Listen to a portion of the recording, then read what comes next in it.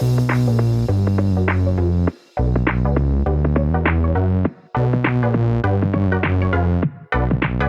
welcome everybody to another episode of Chris and Dave's Reality Cast. I am one of your hosts, Chris Phelps, and my co-host and very good friend is Mr. Dave Horrocks. Hey there, Chris, and hello to our listeners out there. Welcome to Chris and Dave's Reality TV Cast. We are covering Bachelorette Season 18, Episode 6. Now, Chris, you're going to have to take the lead here because you know I do like to take notes when I go along on these things, but it's really difficult with this. I'm just finding myself just getting so bored. I'm just like, I can't be asked to engage my fingers to write something down because I'm waiting for a proper event to happen. And it's like, oh, fucking hell. But you know what is good news, Chris, before I hand over to you? Clayton says right at the start there, he talks about, you know, the group is going to have to be cut in half for hometowns. So that must mean like hometowns is next week. Yeah. So we might be in for quite a short season here. I'll be honest with you. Now, we're at episode 6 we're talking about today. I literally was fist pumping Dave going, yes, fucking get in when that comes out. Because we started with 8.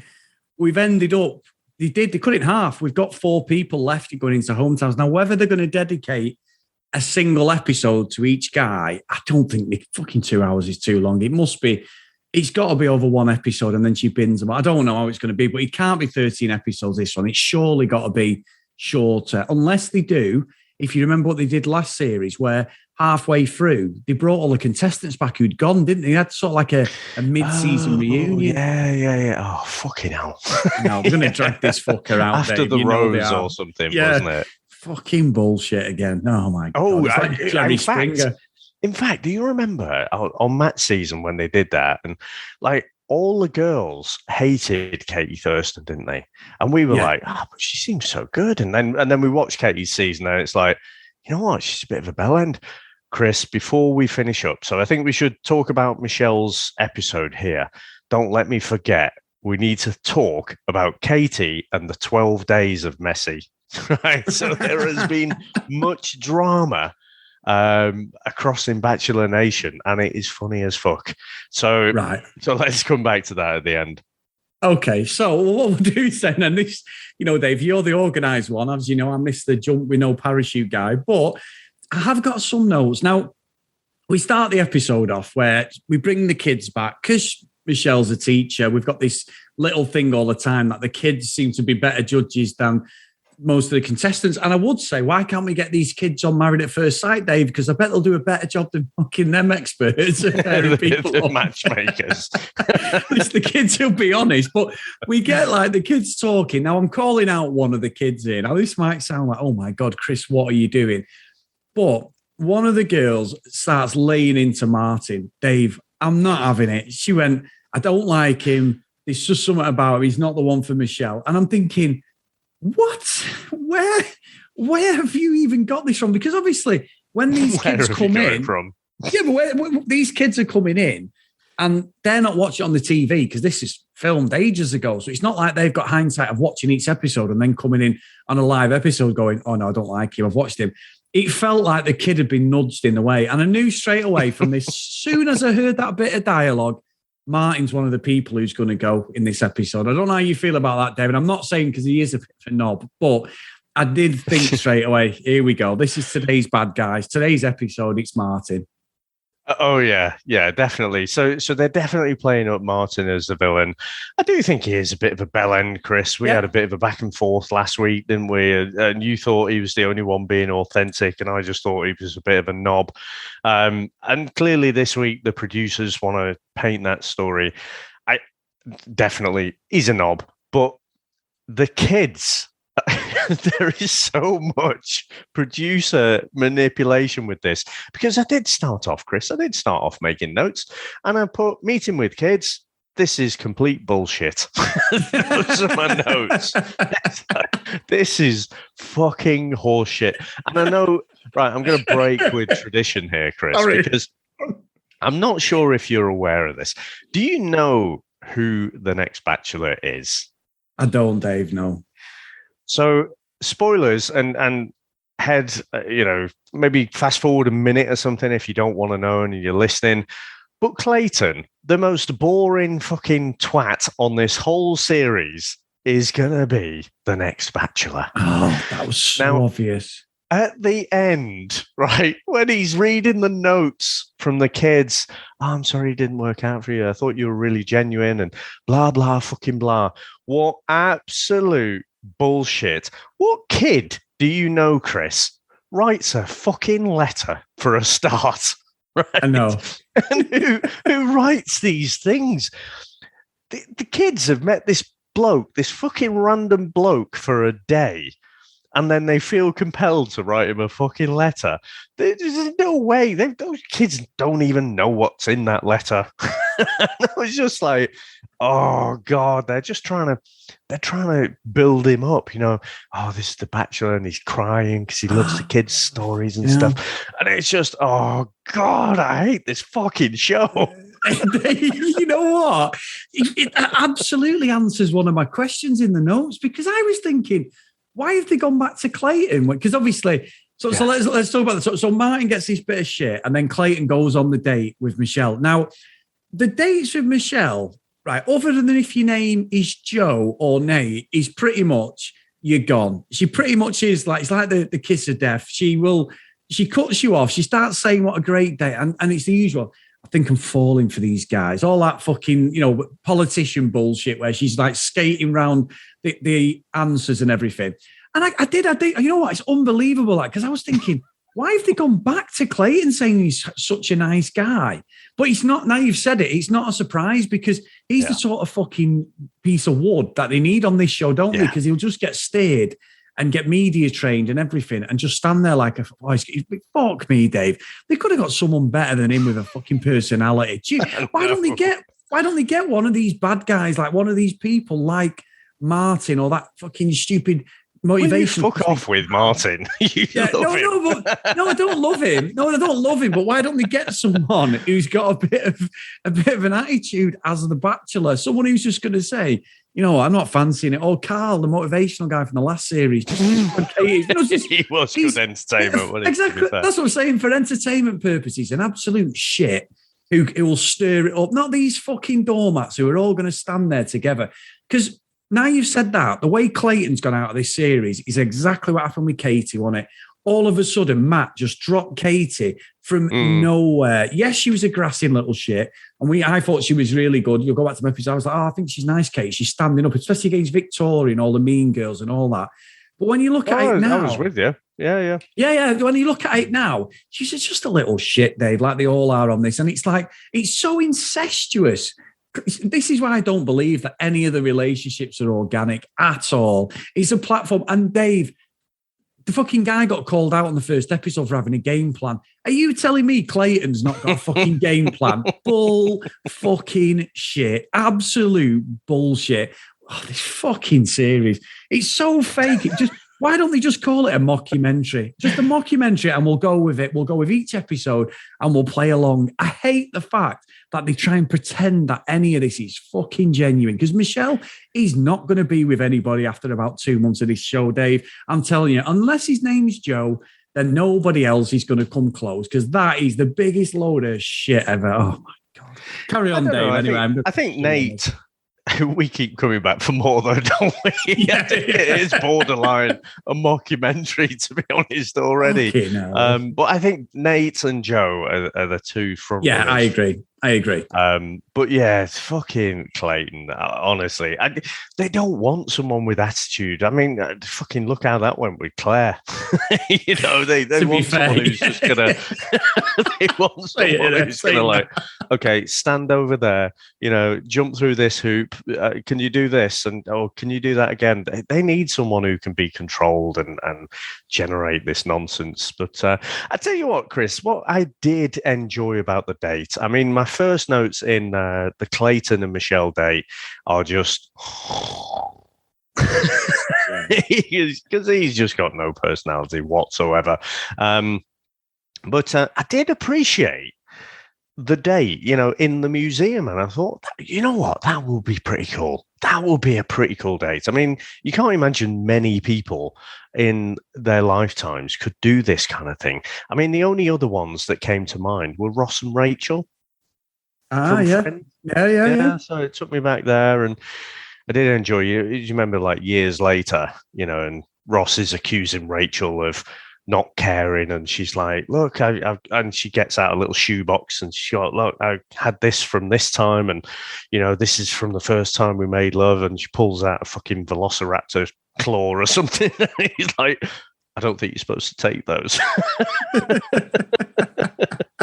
But anyway, that was the only thing I really enjoyed about this day. I thought, yeah, that would be cool if you could, if you had the sway, if you could actually do that, that'd be cool as fuck. It's just a shame that Clayton was there. But the other thing I did find funny on this date, when Clayton is in his kind of snooze fest date and everything, and Michelle's just clearly not feeling it, and she opts not to give him a rose, and then she's about to give him his marching orders. Clayton just had this absolutely vacant expression, right? And you had the crickets. You could hear the sound of the crickets, and I don't think it was intentional, but I just thought it appeared really, it came together really well, because that's like something like Homer Simpson would do, isn't it? She's talking to him, it's just like bring, bring, bring, bring, when you can hear the crickets. But yeah, it was clear he had no chance there. And again, I've put kids write letter to Clayton, bull fucking shit. Well, listen to me, right? Listen to me. As you were talking, I've got EW.com's Bachelorette recap right up, just to see what he's put. So Dave, bear in mind this is a bloke who, I mean, they've actually questioned it on this write-up, saying, bullshit, this is a producer thing, not dictated by the producers. But one of the things said, you're really good at making photos, have lots of muscles. Okay, well, we know that children don't say that sort of thing to a grown man, Dave, because that is so wrong. And one of them put, it surprised me because you are super genuine and I liked you a lot. Fuck off. I hope you aren't too sad when you go home. Super genuine. These kids were supposed to be 5. Who says super fucking genuine when you're 5? Exactly. Clayton, I hadn't cried in years, because you had onions fucking in your fingers or something. What vulnerable. I just want to find love so badly and have a family, as he cried. Fuck off. What a load of bullshit. It's so wrong, Dave.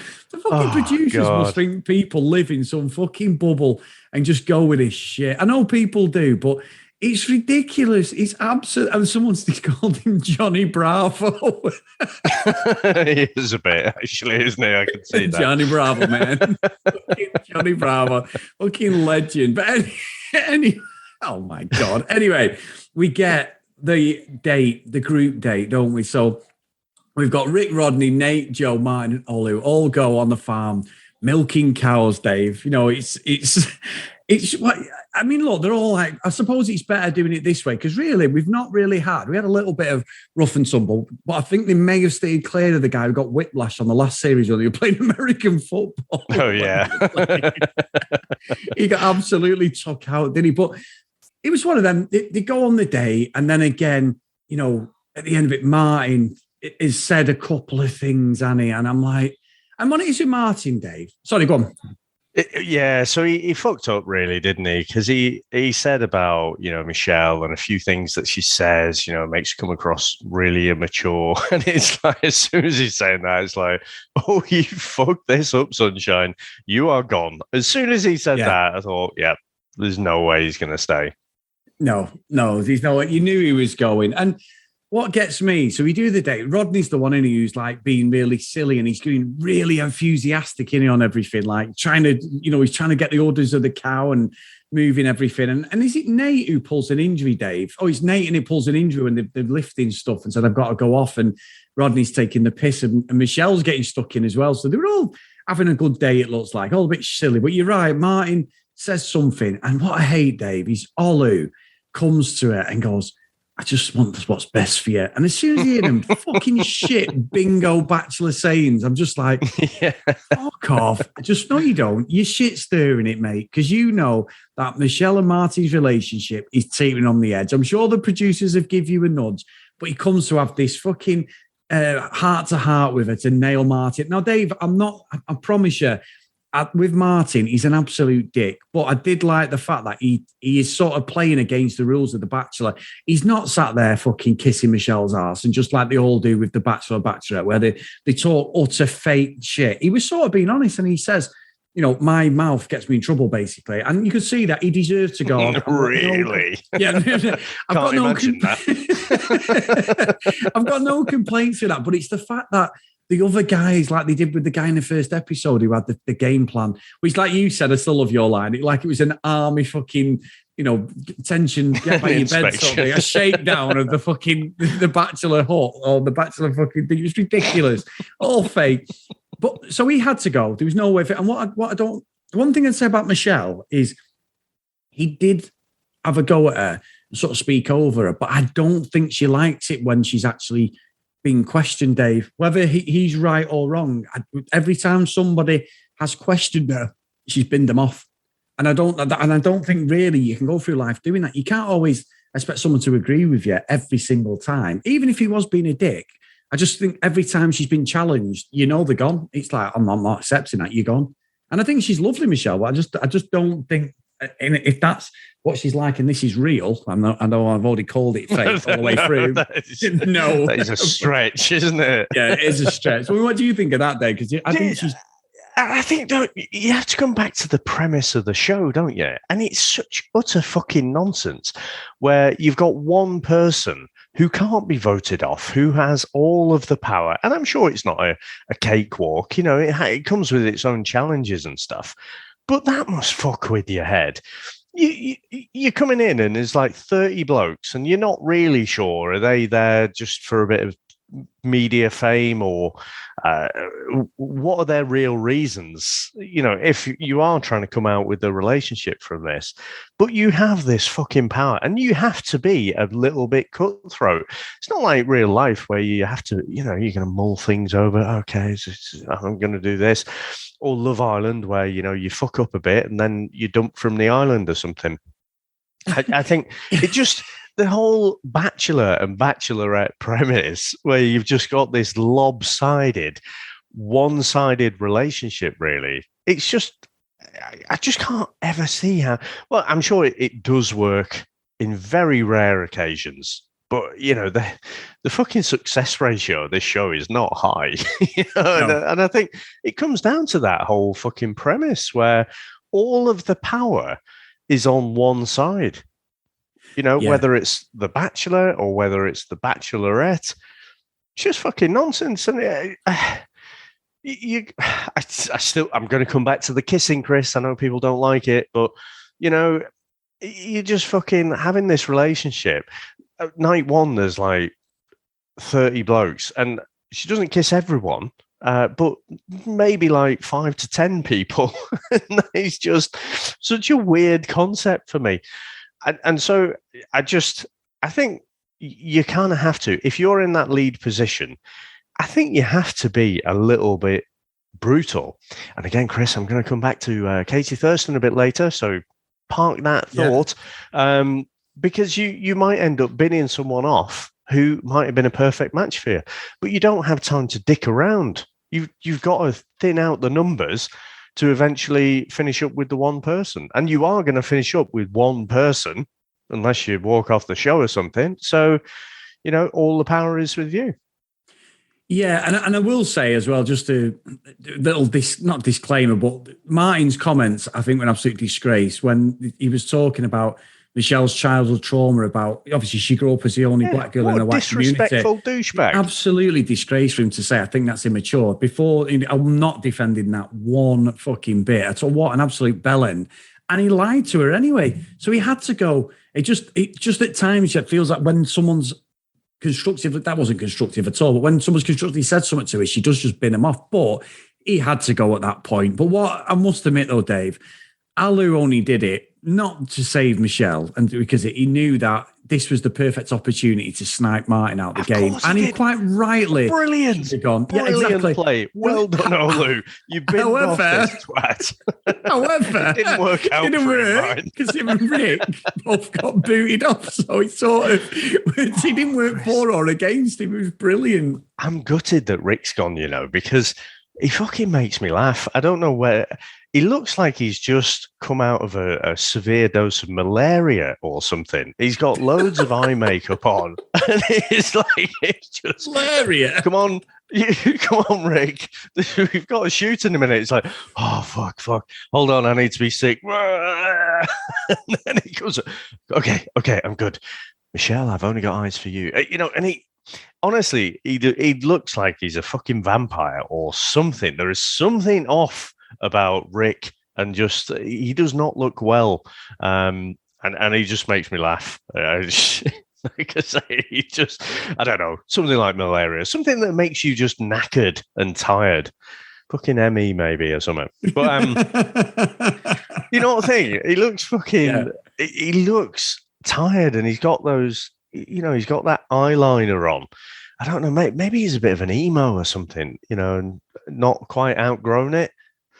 Yeah, it's strange, isn't it? I mean, what I get, Dave, right, with this. So Nate ends up with the rose, doesn't he? Because she takes Martin off with the rose and then says, but, obviously I can't give you that. He does speak over. He's a complete prick. He's very derogatory, and he's sort of like, she's making, I feel sad for a woman like that does not deserve my time. And it's like, well, that's why you're going, mate, because you're an absolute chauvinistic fucker. What a bell-end. But I think Nate gets the rose. And like you said, the whole show is centered around Nate and Joe. They're the two guys that Michelle has got a real connection with. The Joe one, I'm still saying, we've said it every episode, they got or had some sort of relationship on the outside. Outside of the show, everything. For Michelle and Joe to get together would be so easy because of where they live and everything, the location. I'm not sure whether Joe will win it, but I do think it's them two. The other four are just sort of there. But I'm thinking, Brandon goes on the date with her.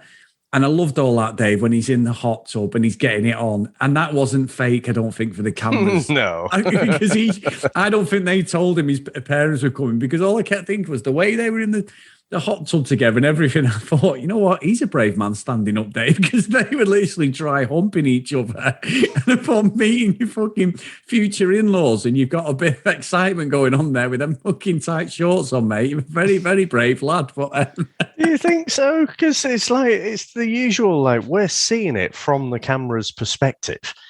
But surely the parents can see the fucking massive crew that they've got there. So it's we've stumbled across.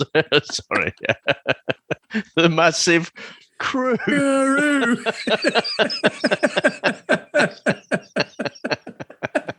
I was going, oh my God, I'm going to have to beat this one out. That was completely unintentional, to be honest. You got me there. So, not that we know whether he's got a big crew or not, Dave, but you know what I mean? Whether he's got a big crew or not is by the by. There's a fucking bunch of cameramen and people with lighting and sound and everything all there. So there's no way that the parents are going to be just like, oh, right, okay. I'm not buying it. Not at all. But yes. Sorry, you got me there. I've lost where we are. It did seem to go quite well, didn't it? Apart from, they're fucking in their 20s, aren't they? It's not like they're 16 or something and getting caught by the parents, So I think it was just played up a little bit for fun. Yeah, it was, Dave. And you're right. The date went really well. Now, if I've just met my future in-laws, right, and we're having a chat, why the fuck would you ask him? Potentially want your fucking daughter's hand in marriage in like the first day you've met them. Yeah. You're going to drop that. I thought that was a bit fucking bizarre. He went, if she picked me, and I'm like, oh mate, please be quiet. Please be. You really are going too early. I'm not saying they weren't impressed with him. because they were impressed with him. He seems like a great guy, Brandon, to be honest, Dave, and he's done nothing wrong from what we've seen in the series for me to question that. But hopefully you haven't just given him the Phelps great guy seal of approval, and that doesn't generally end well. Yeah, next week he's going to tell Michelle to fuck off or something, storm off. But no, my seal of approval and measure on people is usually well off. But anyway, no, but I just thought it was just too soon. I was cringing, going, "Oh my God, what are you doing?" Again, I mean, in hometowns, it's going to get worse, because you've still got 4 people in the mix, but they have to make out. They have to almost pretend this whole thing isn't going, and you've got to be respectful and ask, permission from the parents and stuff like that. But it's a fucking nonsense, isn't it? I prefer the parents that are like, but this is bullshit, isn't it? What? Well, how about you whittle it down to 1? Give it a few months, and then let's have that conversation. So I just think he's gone in. He's gone in all in. He's gone in all in. Speak fucking English, Dave. He's gone all in. He's really gone in, super in, and because he knows he's not in the running. Everyone in that house must be able to see it's Joe or Nate, and he's trying to put himself out there. He's thrown a bit of a Hail Mary there. I think it's too soon. But again, it's you've got to do these things. It's like on a first date, Chris. You don't have to talk about your childhood trauma, but they all do, because they know if they don't, they're not going to get the screen time potentially, and then they're not going to make it as far in the show. It's all just it's very tactical, isn't it? It's like chess, this game. Yeah, it is. And obviously, we go. So we've lost Clayton and Martin. We've got 6 left. Brandon and Nate have both got red roses. So we've got Joe, Rick, Rodney, and Olu all together. And 2 are going to go, as we've said. And it ends up being Olu the grass and Rick who goes. And Rick is he was distraught, wasn't he, Dave? I'm not saying it's the journey, it's the career afterwards, but I think for some of them, we've, like you say, this nonsense with Clayton. He's just a typical boy next door shit they're going to promote for the new series. It's there. Give us a bit of edge, Bachelorette. Give us something different just to spice this up. Give it a little bit of something, and we don't get it again. So they both go, and we've got the 4 for the hometown. And honestly, Dave, it's between Joe and Nate for me. The others are not even going to get a sniff. Yeah, I think so. I think it's going to be that, but by God, Chris, it can't come soon enough. Oh, Dave, I'd like to say you'd reminded me. I was quite ecstatic at the thought. It's it's fucking hometowns next week. It must be over soon. But no, they're going to stretch it out, aren't they? They'll probably get 2 hometowns episodes. We'll get a reunion, and then we'll have a finale, no doubt. Oh, without a doubt. Still going to be on the order of 10 or 11 episodes, isn't it, by the looks of it? And then they're probably going to have another After the Rose. So, fuck, we're about halfway through, probably. Yeah, we're not going to be that lucky, Dave. So, Dave, forget this series. What is going on with Katie, Dave? Tell me. Oh, my God. Right. So, her and Blake, obviously, they got together at the end of her season after he stormed in there, and it was pretty much the same as what had happened on Matt's season. He came in there late, and then, they've ended up together. Now, they were together for a little while, and then, they've recently broken up. Shocker. Well, she started this whole thing on Instagram, the 12 days of messy. And I think, to be honest, Chris, she comes off quite badly, I think anyway. So she's doing this whole 12 days of messy. Now, this is a couple of weeks after she's broken up with Blake. And then it all sort of ticks down. And, Blake is the first from what I could tell. And then she's going through all these blokes that she'd been with. And then she's playing these songs over that aren't particularly flattering, a bit mean, you might say, as well. And so it gets a bit of a buzz. I'm finding this out after the event. And then everyone's thinking, well, what's the last one going to be? Maybe it's her. It's like her awakening, her self-awareness and whatever. No, it's this guy, fucking John, who she'd binned off on the second night from her own season. And she's happily, madly in love with him, apparently. Now, this is like she started this thing 2 weeks after she'd broken up with Blake. And then she's like head over heels with this new bloke. So there is 100% sureness is probably not a word. Certainty is the word I'm looking for, Chris, in my mind. She's obviously been with this bloke when she's been with Blake as well.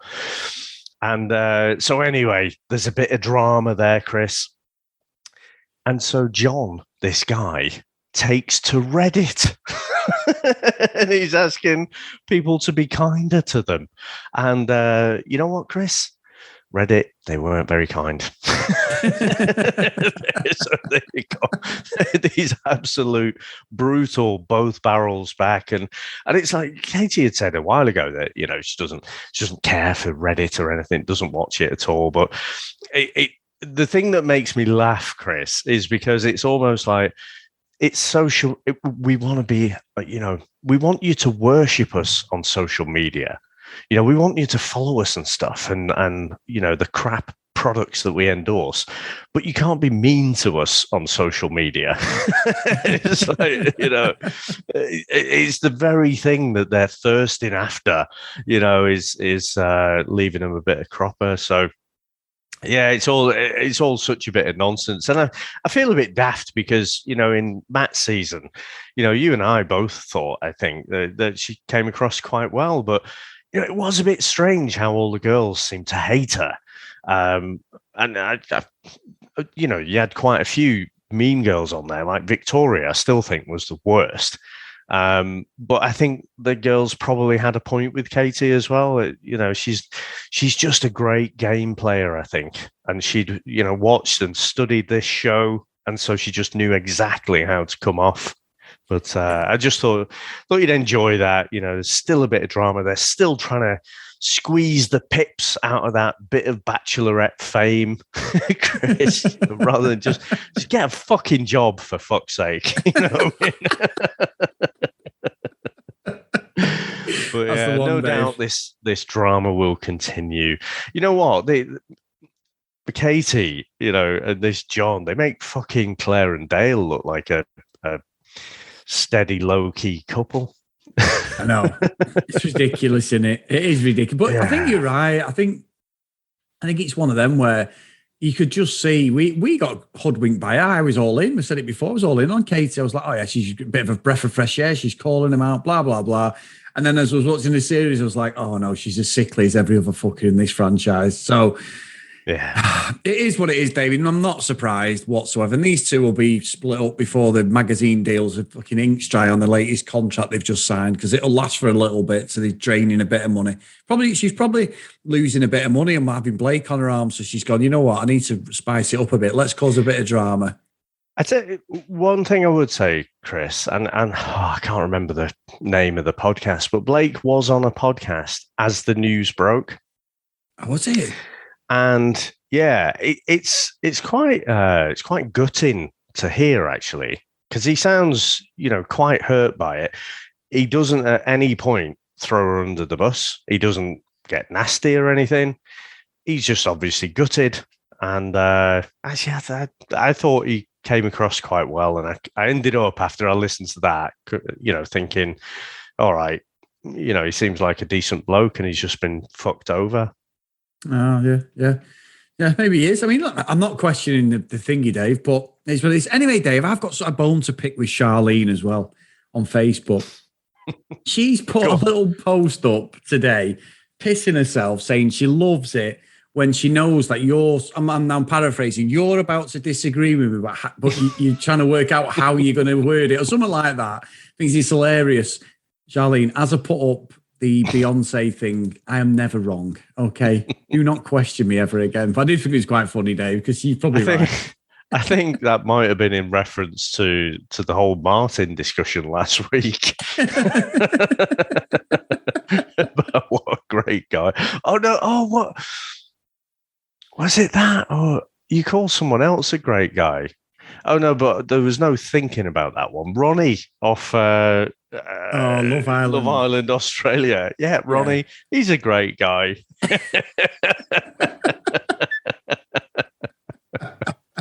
Anyway, I'm going. So before we do go, big thank you to everyone as always, guys. If you want to support us, go over to patreon.com/CD RealityCast. If you want to follow us on Facebook, but do not agree with Charlene, everyone. Chris and Dave's Reality TV Cast. I did think it was a great post that. And get over there. We'll improve you and join the big family. We've got there so many great people and friends.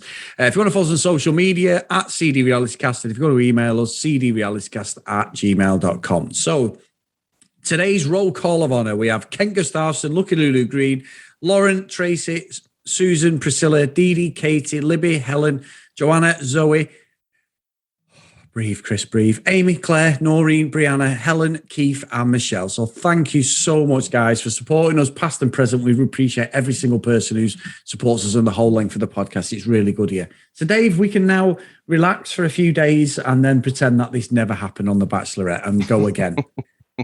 Well, I'm racing ahead of you, aren't I, on Love Island Australia? So a little bit further ahead. But I think in the next few days, we should be able to put out our second batch of recaps. So episodes 6 through to 10.